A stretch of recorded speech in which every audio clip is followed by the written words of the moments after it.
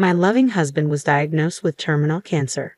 To cope with the sorrow, I threw myself into my work. One day, a man claiming to be a lawyer approached me.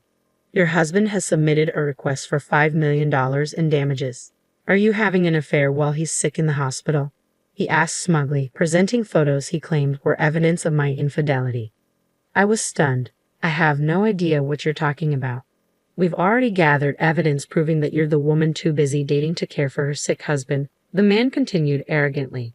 Feeling as if my entire life was being challenged, I decided to take him to my home to show him the truth. Along the way, I discreetly signaled to a middle-aged neighbor.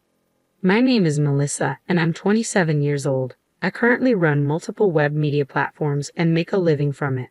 Sitting in my living room, I muttered to myself as I stared at the computer screen filled with text. What should I do about this? Melissa, let's take a break, my husband Kevin said, coming out of the kitchen and handing me a steaming cup of coffee. Thank you, I smiled at my partner, who sat beside me. Kevin is not just my husband, he's also my work partner. I've always loved writing, so I started as a web writer during college. But after a few months, I hit a wall due to my inexperience. A friend introduced me to another web writer, who would later become my husband Kevin. He taught me everything from writing skills to how to get work. Initially, we were just colleagues, but our relationship gradually deepened. We became indispensable to each other, transitioning from colleagues to beloved partners. After graduating from college, we went into business independently as web writers and started to run and operate web media platforms. Our relationship evolved from partners to a unique family. Now, as a married couple, we work from home and are always together, both for work and in our private lives. When I tell my friends, they ask, "Don't you get tired of being together all the time?" But we find it comfortable, thanks to Kevin's calm and gentle personality. I never doubted that my life with my loving husband would continue forever. One day, prompted by a friend, we decided to go for cancer screenings. We often joked about our good health, but with a friend's relative getting diagnosed with cancer, we thought it was a good time to get checked. As it turned out, I was fine, but Kevin needed further testing. By this point, a sense of unease had already set in. Kevin kept saying, "I'm fine, nothing's going to be wrong," Kevin reassured me, but I couldn't shake off my worry. Then the detailed test results came back. Kevin had cancer. Moreover, the doctor told us it was at an advanced stage because it was detected late. I collapsed right there and then. Kevin had cancer and it was advanced. We'd had yearly checkups and nothing had ever seemed off. Sure, he had some cold-like symptoms once in a while, but Kevin always said, "I can work from home," and never really went to the doctor. If only I had noticed something back then. If only I had forced him to go to the doctor. Regrets kept flooding my mind, but then the overwhelming fear that he was going to be gone hit me, and I couldn't think of anything else. Kevin was admitted to the hospital immediately, and I visited him every day during my work breaks. When I came to see him, Kevin always greeted me with his calm smile. He would even happily ask about the progress of our work that we both put so much effort into. Seeing his face made me think, I have to protect this job no matter what. And even as I wiped away tears, I kept working. But every time I let my guard down, the fear that Kevin might be gone consumed me. To distract myself from the sorrow, I took on a part-time job at a nearby supermarket in addition to our web media work. Days went by like this, and a little time passed. As usual, I visited Kevin in the hospital, finished my shift at the supermarket, and was on my way home. When I get home, I need to do the web work and also clean the house, I thought, planning out my next tasks. Suddenly, the world in front of me started spinning, and I sat down in a panic. What's happening? I feel sick, I wondered. My vision continued to spin, and cold sweat wouldn't stop. Feeling helpless, I sat there, and suddenly I heard a surprise, "Huh?" A concerned person was hurriedly approaching. A gentle hand was placed on my slumped shoulder, and a kind voice asked, "Are you all right?" Looking up, I saw an unfamiliar middle-aged woman looking at me with concern. "I'm feeling a bit unwell, but I'll be okay," I tried to assure her. I mumbled, trying to stand up despite my spinning vision, but the woman who caught me said, "Come this way." She almost dragged me along to some place. We arrived at a familiar suburban house. "Where is this?" I asked, gazing vaguely at the house. "This is my home. Rest here for a while," she said, taking my hand and leading me inside.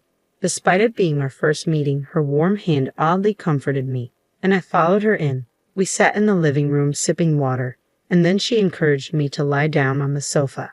Even as I closed my eyes and took a deep breath, she wet a towel in cold water, wrung it out, and placed it on my forehead. She also covered me with a blanket.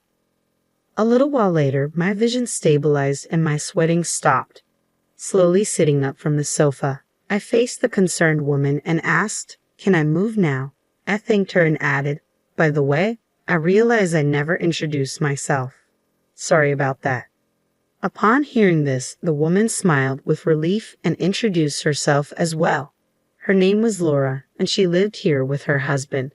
I began to say, "I also have a husband," but an image of Kevin lying in bed interrupted me. Noticing my hesitation, Laura said, "It's okay if it's hard to talk about it," and asked why I was sitting on the side of the road. "Actually, my husband is sick." I slowly told her about Kevin's illness, which I hadn't even shared with friends, and how I'd been overexerting myself with work to distract from the sadness. Laura hugged me tightly as I choked up and finally shed tears. "It's hard, isn't it?" she said, crying along with me. Later, I found out that Laura's house was very close to mine. What's more, our house was apparently known in the neighborhood as the wealthy couple's house due to its size. Chuckling to myself, I suddenly remembered. When I used to walk around the neighborhood with Kevin, people would often strike up friendly conversations with us. It feels like things have become distant since Kevin got hospitalized. Laura told me, people thought you two had separated and didn't know how to approach you. Through meeting Laura, my days slowly started to change. I got to know the neighbors I'd previously avoided, and we started gathering at our houses for tea.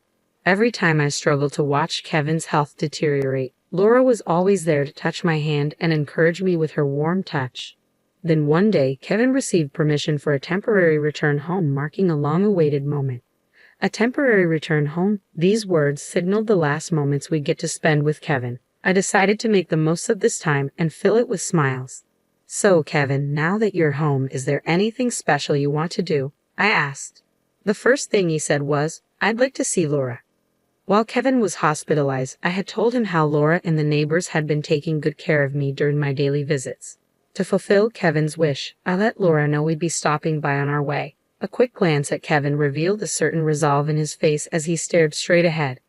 We arrived at Laura's, who welcomed us with her ever-present warm smile. She took Kevin's hand and said, "You really are loved," her eyes meeting mine as she smiled. Feeling a bit embarrassed, I told Kevin, "Well, our eyes meeting," his face a mix of laughter and tears. During a break in the conversation, as I was about to head back to the living room from the restroom, I overheard Kevin's earnest voice from the other side of the door. I listened closely and realized he was talking about me. "Please look after Melissa when I'm gone." Hearing those words, I felt a stinging pain at the back of my nose and realized tears were falling. So that's why Kevin wanted to come here. Hearing Laura's gentle, "Of course," I couldn't stop my tears. Not much later, my husband Kevin drew his last breath. While I was prepared for it, the sense of loss hit me harder than I had imagined. Laura and our neighbors kept encouraging me during my grief. After some time had passed, a renewed sense of purpose pushed me to resume my career. I even continued my part-time job at the supermarket, thinking I needed to keep moving forward. Life went on just like that for about 2 years. One day, as I finished my shift at the supermarket and stretched my tired body, a voice came from behind. "Excuse me," startled, I turned around to see a serious-looking man wearing glasses. Did he lose his way? Without much thought, I asked, "Can I help you?" Clearing his throat, the man smiled softly and spoke, "I apologize for the sudden intrusion. I'm a lawyer. You're Melissa, correct? May I speak with you?" A lawyer? What could he possibly want with me? Though I was puzzled, I agreed to listen. "Sure. You see, your late husband Kevin has left you a settlement of $5 million. I was surprised when the man mentioned Kevin's name, and even more startling was the word settlement, almost causing me to drop the bag I was holding. "What? No, there must be some mistake.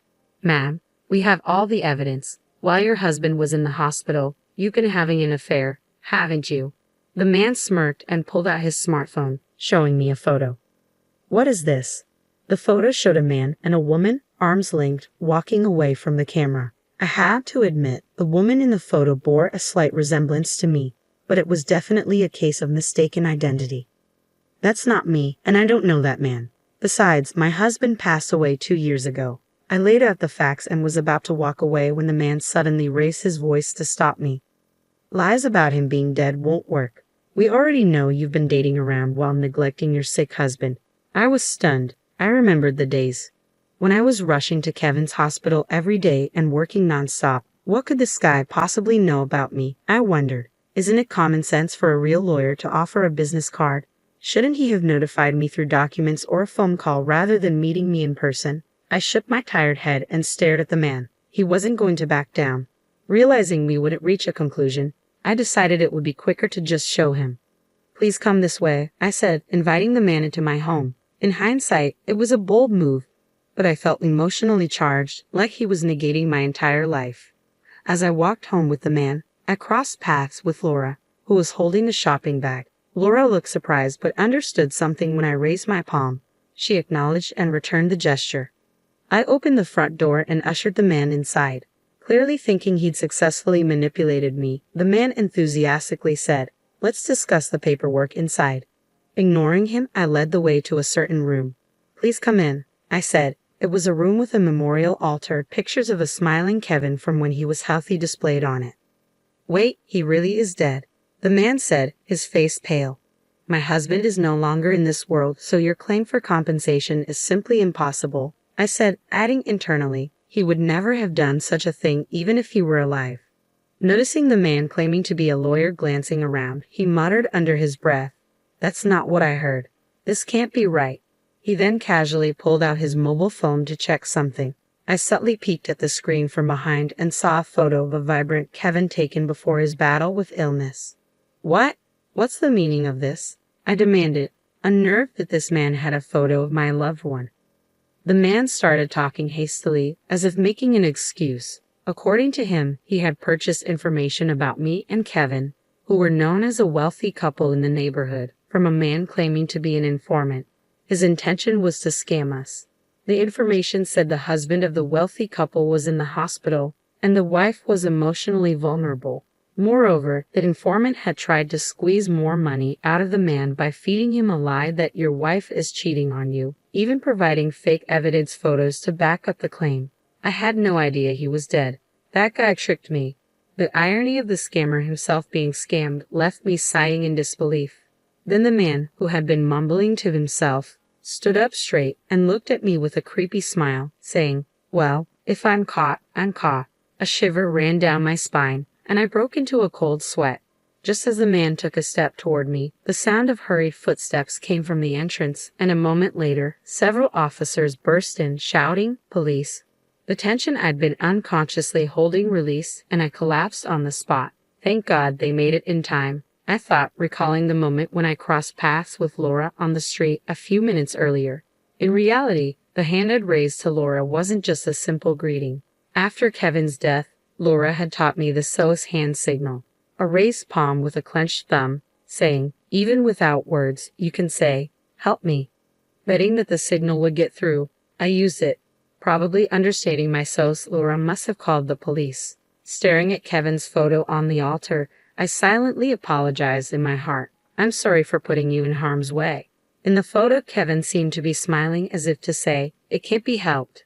The arrested man, upon questioning, turned out to have committed multiple frauds before and would likely serve a fairly long prison sentence. I also heard that the notorious informant had been caught. A few days later, when I visited Laura's place with a thank you gift, she scolded me, "You shouldn't let a suspicious man into your house."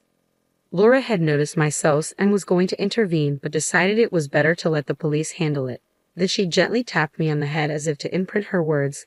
"Kevin asked me to look out for you, so please don't do anything dangerous from now on." At those words, tears welled up in my eyes.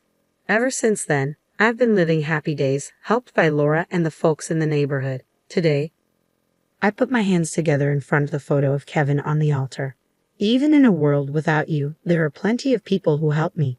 You can rest easy," I whispered to myself. When I gently opened my eyes, there was a comforting smile in Kevin's photo that seemed to watch over me. Smiling back, I said, "All right, let's get to work today," and stood up with enthusiasm.